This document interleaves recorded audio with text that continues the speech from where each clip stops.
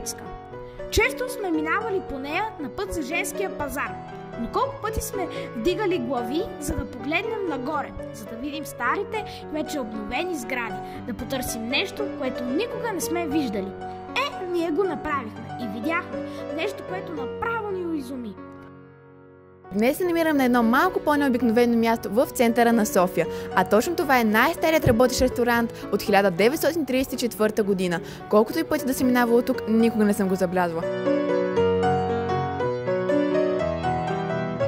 За мой късмет ме пуснаха и вътре в самия ресторант и в момента седя на един исторически стол, който е от почти 100 години. Чувството е неописуемо.